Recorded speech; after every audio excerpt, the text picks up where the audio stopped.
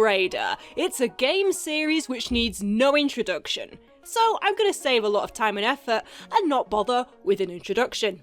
No, you're a lazy scriptwriter. As one of the most successful franchises of all time, I feel like it's been covered time and time again on better and more established channels.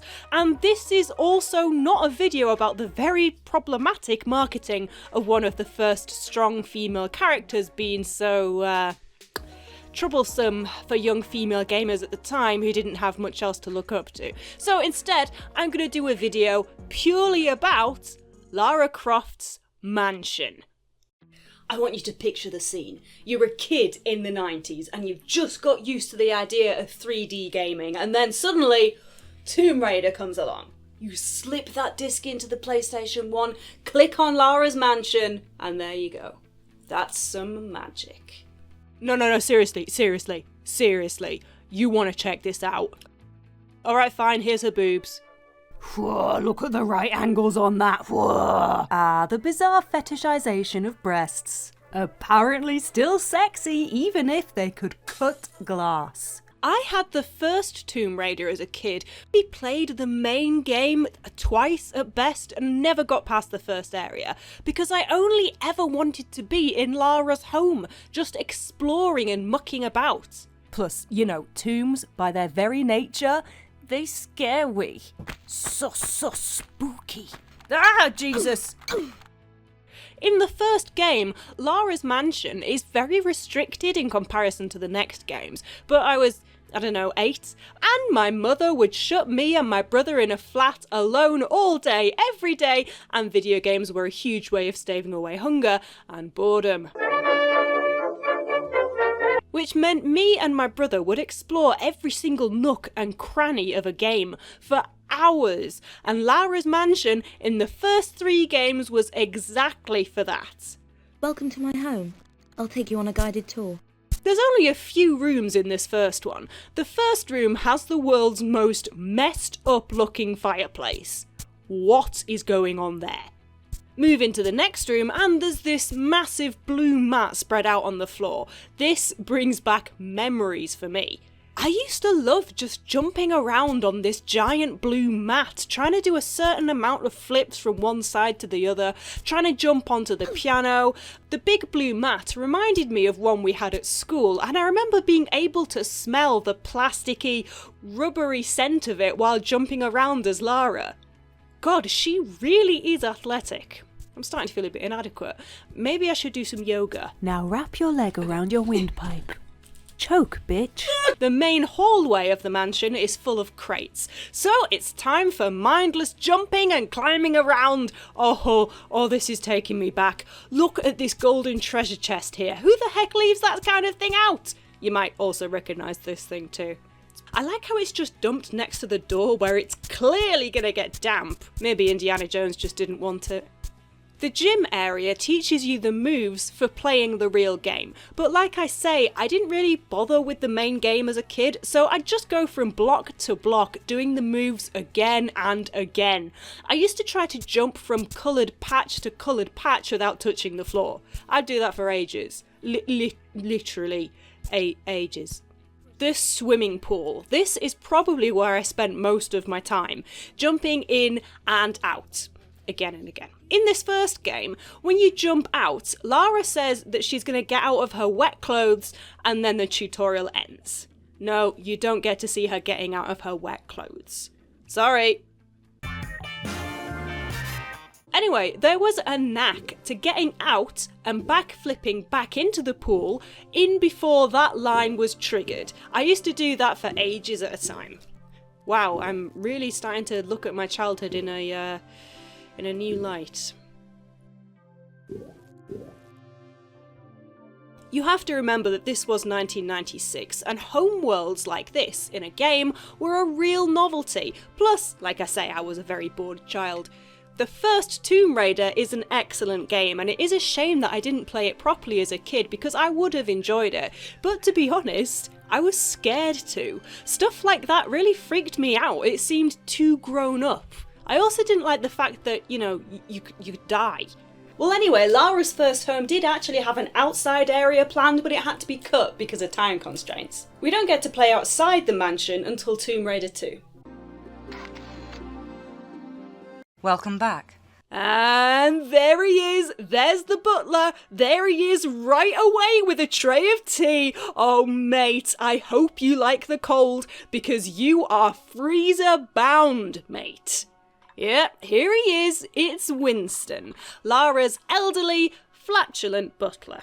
He will appear immediately at the start of the manor training level, apparently anxious to keep Lara well hydrated while she's doing this complete and utter bullshit of an obstacle course.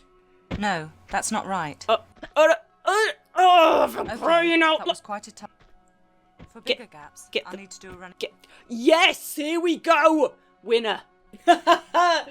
I suck at this. The obstacle course is there to get you all set up to learn how to play the main game, while the rest of the manor has a couple of secrets for you to find.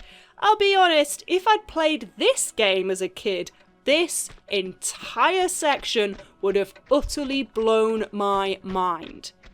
Go into the maze and you will eventually find a switch which opens a door in the hallway. Run back to it in time and you'll get to see Lara's trophy room. I mean, I can't get to it in this footage because for some reason mazes turn my brain into an amoeba, but it's a great little goal and reward for players. The hallway. Nice to see those boxes have been cleared up. The attic. Nothing interesting up here. Makes you wonder why it was added. But it's nice to see anyway. Bit creepy. I wonder what Lara's hiding under all of these tarps. I wonder if it's a sex thing. Oh, you were all wondering that. Look at how much better this fireplace looks! Wow, so graphic, much resolution! The blue mat is gone now, sadly. There's also nothing in the ballroom either, but the swimming pool now has a diving board to do some sweet dives off. I'm sorry, but that is awesome. For God's sake, Winston, do you have to follow me everywhere?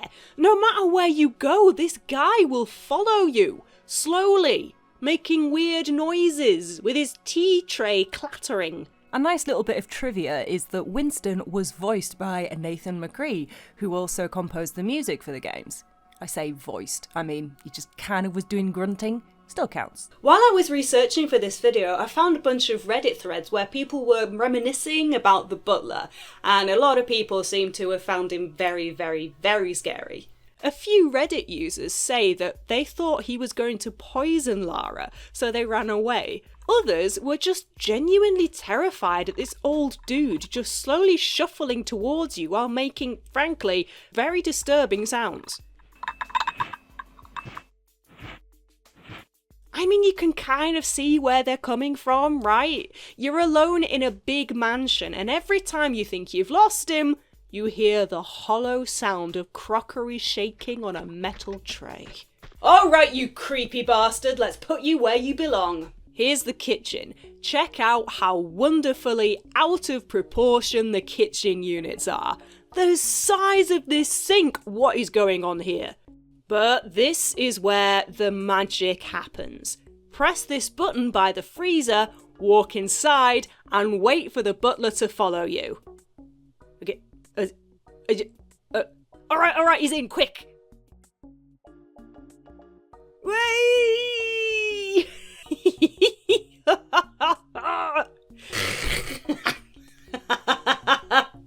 No, look, seriously, everyone playing this at the time locked the butler in the freezer. Okay, it was what you did. Oh great, so that's someone else putting a butler in the freezer. That circle of hell is getting very, very busy. People are sick. It is hard to explain it to younger modern gamers because modern gamers demand so much more from a game. Secrets in a modern game have to be something like an entire new level, maybe a super intense weapon or an entire subsection of storyline. But back in the late 90s, games had to limit themselves to the core code, and only sometimes could give you a cool secret or quirk like this. So the action of locking a butler in a freezer was amazing. It was hilarious, honestly. You would do this for hours. Everybody was doing this shit. Oh my god. I don't know whether to laugh because this is hilarious or cry because it's also utterly terrifying. Speaking of glitches, let's take a look at the roof glitch. This works by confusing the game into thinking you're doing an illegal move, so it glitches you up to the next legal area, being the ground.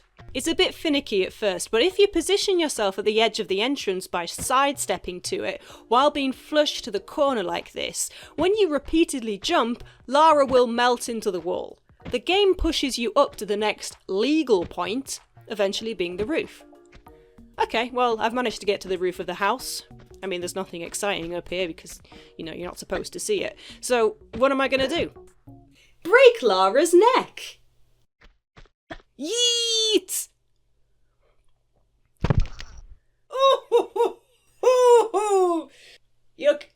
You okay? Am I the only one who used to purposefully wipe out on skateboarding games? It's the same kind of thing, I guess. Even in the first game as a kid, I used to try to find different angles to break Lara's neck from the banister in the main hall. What? Okay, let's do it from here. Oh, crunchy! I hate how I still find doing this very entertaining years and years after first spending hours doing it as a kid. What can I say? I never grew the fuck up. I don't want to either. Being an adult is boring as hell. Look, I even tried to make my accounts more interesting by doing them on this year. I earned crayons, colouring book and ice cream this year. Pretty good going. Ooh, tax rebate. Alright, let's move on to the third Tomb Raider game, the one with the most awesome Croft Manor. Tomb Raider 3 Adventures of Lara Croft would be the last game to feature the manor as a playable area for years, but it was a damn good send-off. New outfits! Starting in the bedroom, the layout is all the same, but there's some sweet little changes. Check out how sweet the bath is now. Not keen on that granite flooring there though, that's an utter death trap in a bathroom.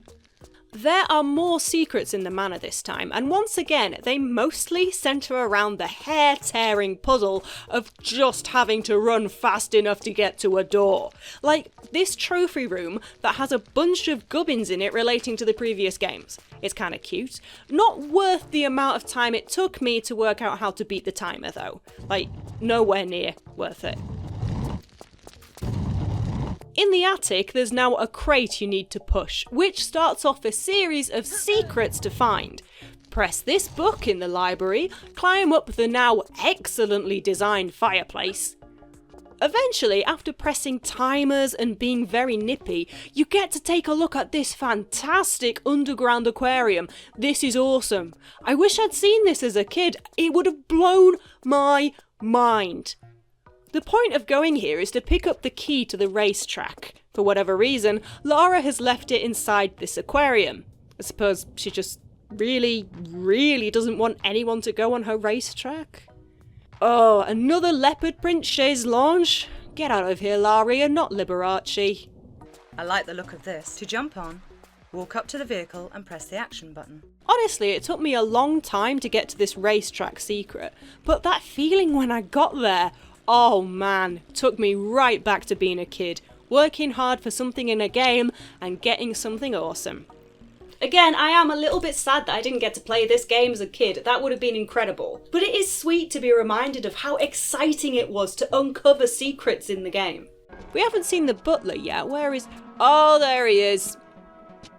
Winston is apparently not part of the union because he's still working for Lara despite the whole freezer incident.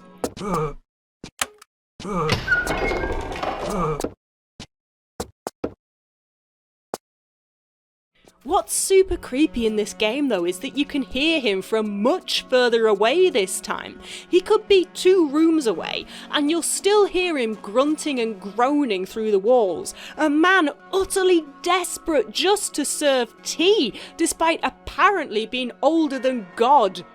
Look at him here! Lara is just trying to train in the gym and this guy is following her at every turn, just in case she needs a cuppa. Is that dedication or is that creepy as hell? Why not both? The obstacle course from the last game is still outside, only slightly modified. This is where you will find Lara's trusty pistols. Ooh, nice, a shooting range. Winston, no! Here he comes, kitted out in camouflage gear and holding a tray, walking between targets while this mad woman wields a pair of shooters in his direction. Surely you can't shoot him though. Oh. Yep, shooting an old dude in the face. Look at this poor bastard. He actually comes out with a target on his chest. The way he lifts up his tray to protect himself from bullets, it's... oh god. Oh, he's down. He's down. Winston picks himself up, brushes himself off, and holds up the tray for another round. I mean, I know lads who presumably fought in World War II, and to look at him, World War I, have to be tough as nails as a matter of course. But bloody hell, mate, you're like 100 and still able to take a bunch of bullets point blank and barely feel it? You are hardcore, fella. Check out how creepy him following you around becomes if you turn on the record player that you'll find in the mansion. Now that is creepy. Well, after shooting this poor guy repeatedly, I suppose we'd better do something nice for him. It's freezer time, buddy!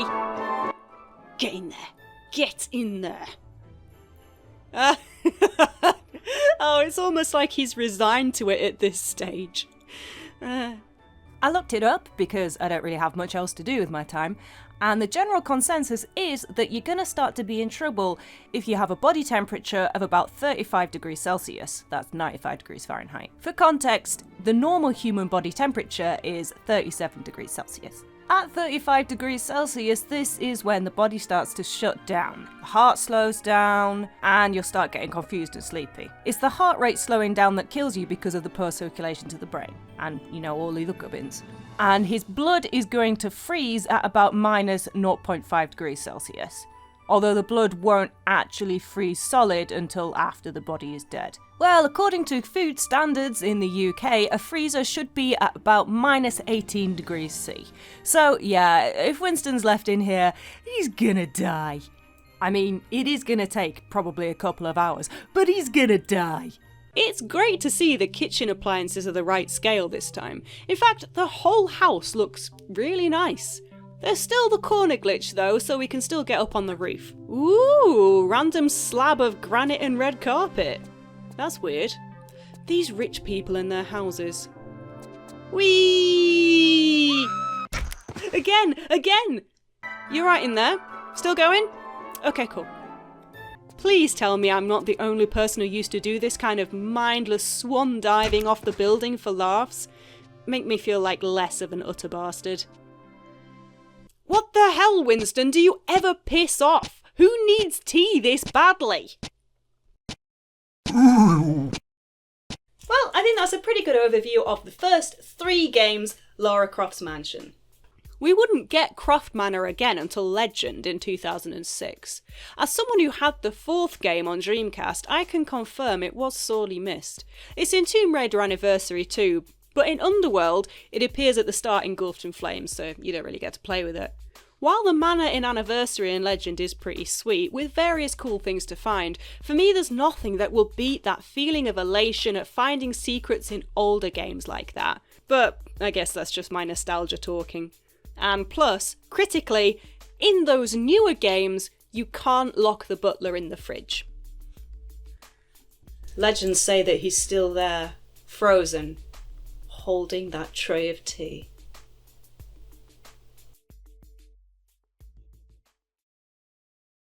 Ooh.